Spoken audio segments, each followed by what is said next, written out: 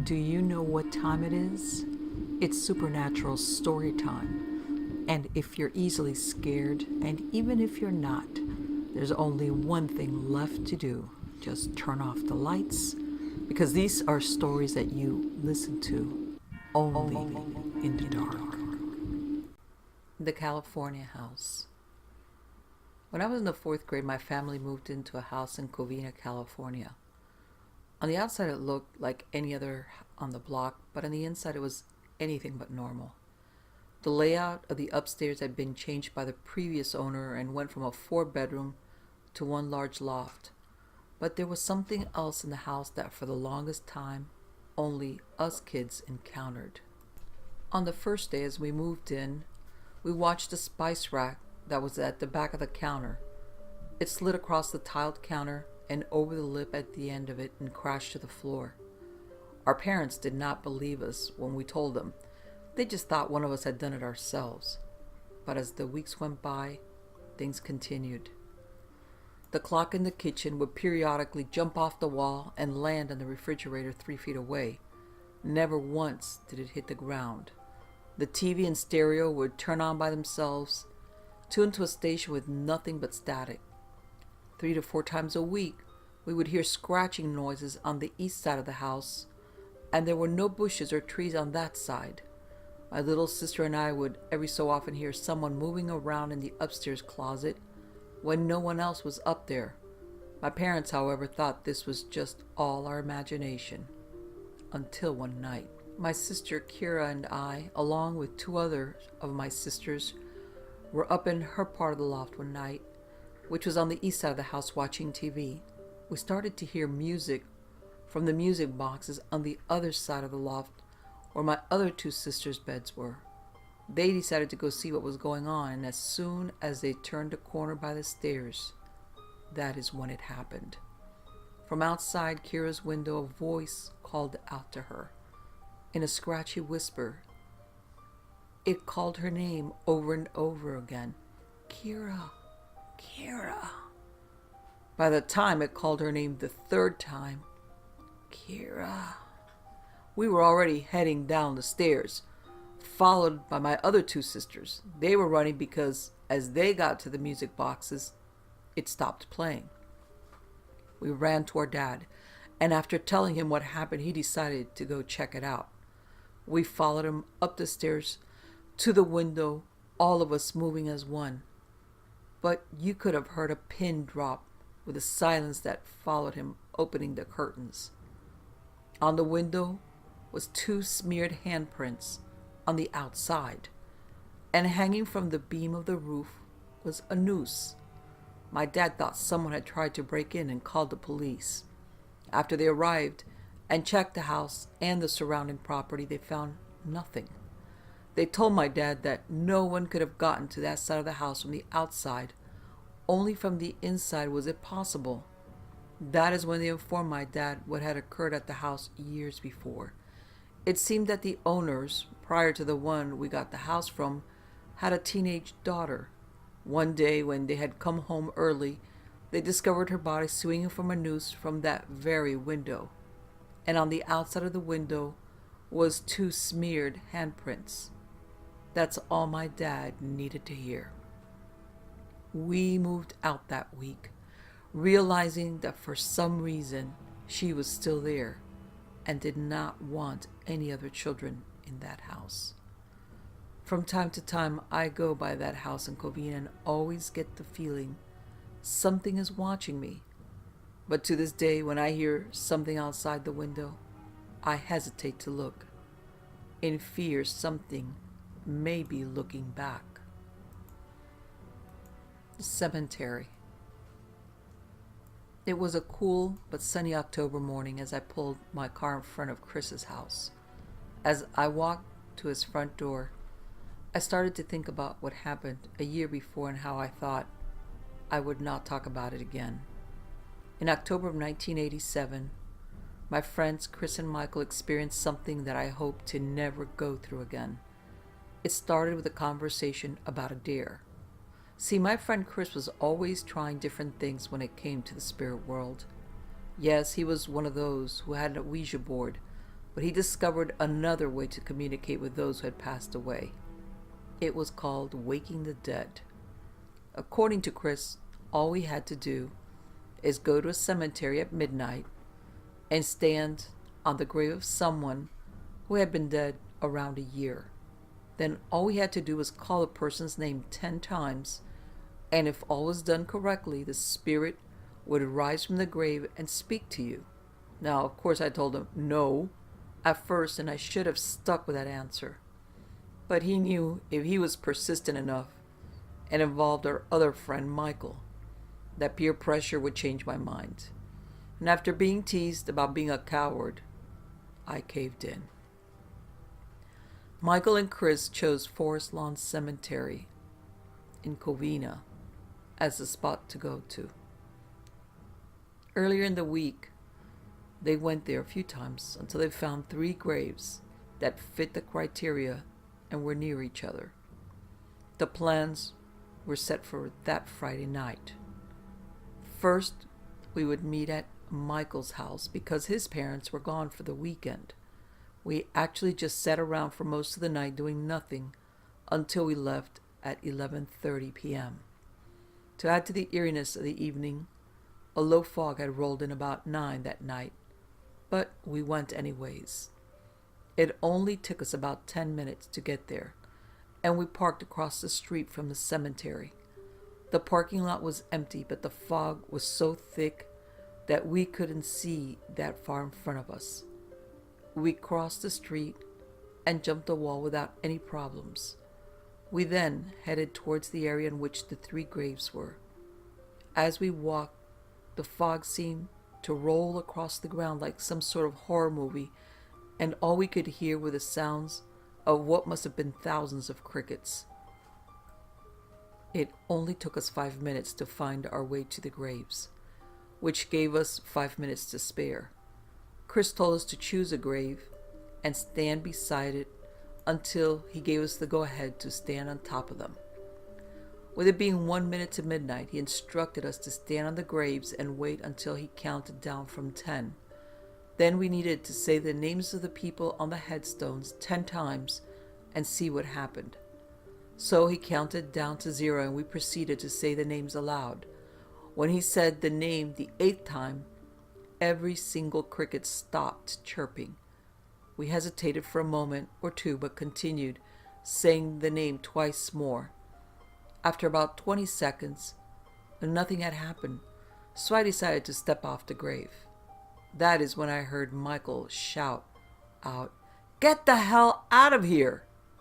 I couldn't see him, but I could hear him start to run, and did finally see him as he passed in front of me. But what scared the hell out of me and made me run is what I saw, or didn't see behind him. About 15 feet behind him, something was parting the fog, but I couldn't see it. As I ran, I started to hear someone running behind me. Thinking it was Chris, I stopped and turned, and that is when I was knocked down.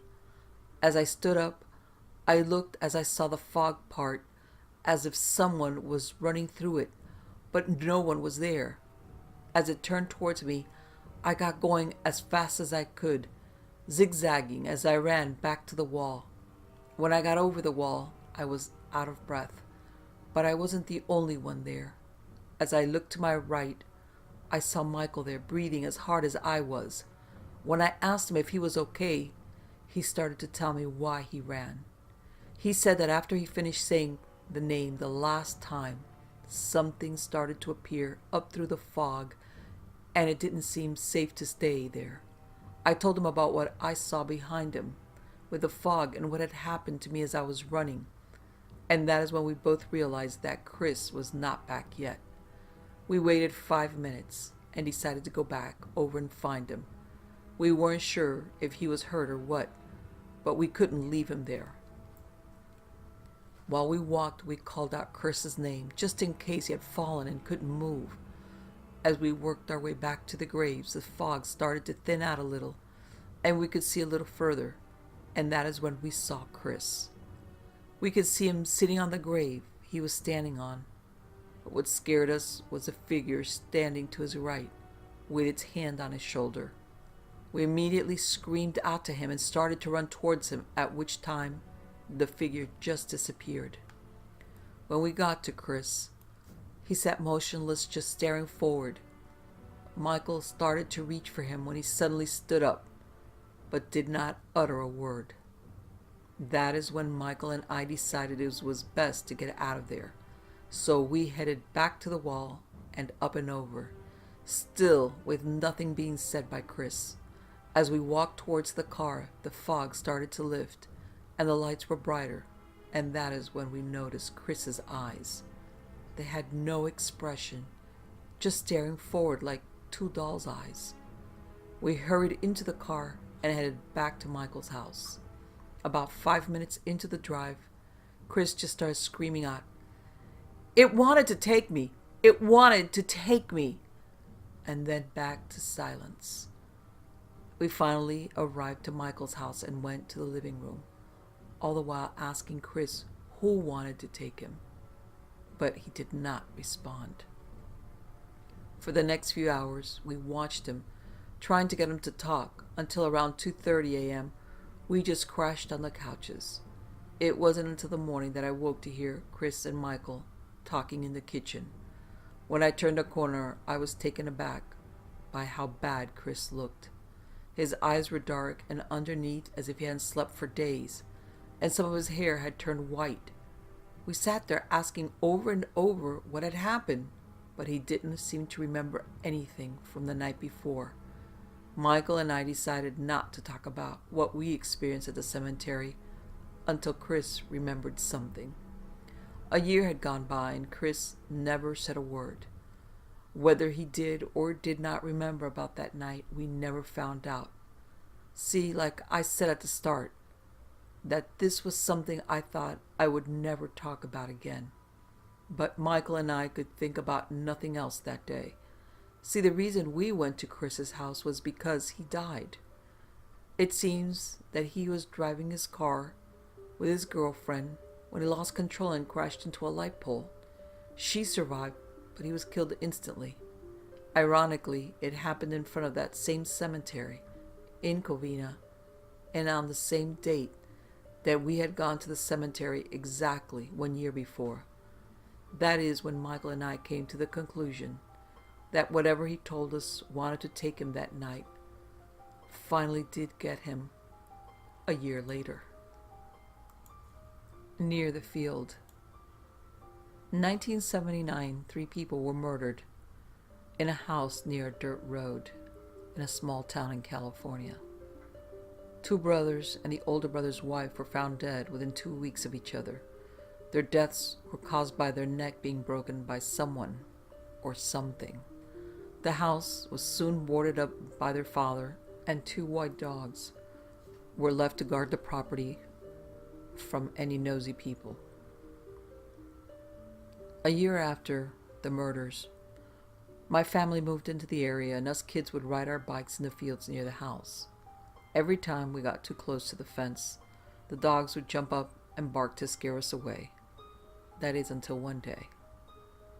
When we got there, the dogs just sat there looking up at a window where we saw 3 people standing there watching us. We took off immediately, but later were brought back by the police. Thinking we may have done something there, they contacted the father to open the house. We explained to them what we saw, but after entering the house, they told us that no one had been in there. The owner told us that it was impossible that we had seen the dogs due to the fact that they had died 2 weeks before. That is when we realized that not only did we see the ghost of the 3 murdered people, but also of the dogs. The house was never sold and eventually torn down. But to this day, it remains an empty lot because no one wants to build on that site. It is believed that whatever killed them still lingers and perhaps still awaits more victims. The Man in White. In 1991, I was living in Cleveland, Ohio, and was working at TGI Fridays, located on the west side of the flats. It was the first day of snowfall for that year, and I was working late as usual. After closing, I made it to my car. Since there was so much snow, I had to start my car and wait for it to warm up. As I sat there, listening to my music, I noticed someone standing in front of my car.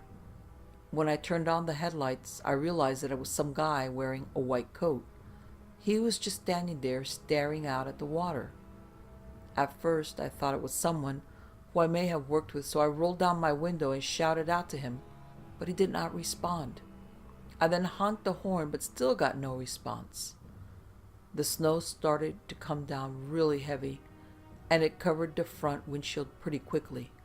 After a few moments, I turned on the wipers, and to my surprise, he was gone. I stepped out of the car to see where he went, but he was nowhere to be seen. I quickly got back into the car and went home. The next day, I went to work, still wondering who the guy may have been. As a matter of fact, when I got inside, I started talking to a couple of the waiters about what had happened, and I was taken aback by the look on their faces. When I asked them why they looked so shocked by what I told them, they in turn told me about what happened 2 years before.